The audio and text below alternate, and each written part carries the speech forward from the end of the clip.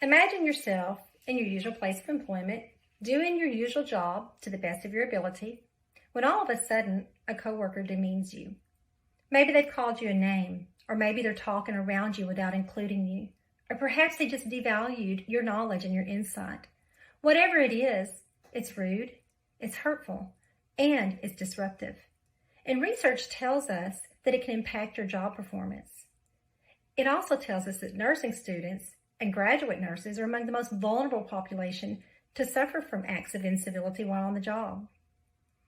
The topic of incivility has been researched for decades, producing over 20,000 evidence-based articles with no evidence that has improved the actual acts of incivility.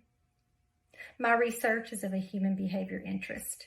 That human behavior is courage, moral courage to be more specific. I specifically want to know if moral courage can be developed in nursing students. Why? Because there's a cost associated with incivility. That cost not only affects the nurse's self-esteem, it also impacts the hospital or the organization when they have to rehire and retrain new nurses because the last one left due to the factors of incivility. But the most significant cost is the cost to the patient. Many nurses don't even know the long-term costs that patients can suffer.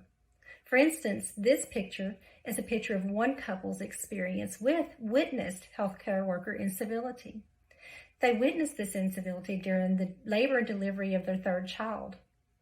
They did not know anything was wrong. Everything was supposed to have been fine.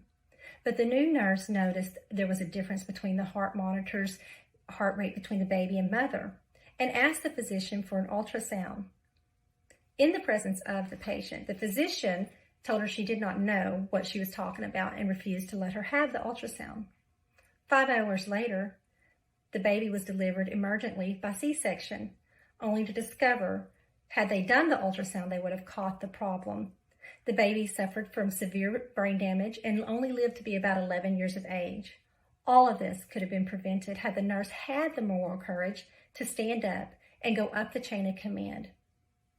I want to use two teaching methods to compare them to determine if moral courage can be developed by one or the other, and if so, which one is the best at doing so. I will use a newly developed tool that measures moral courage in healthcare providers, both before and after these interventions, to determine if either one is better at developing moral courage. Incivility is a severe problem, and moral courage developed is needed in nursing students.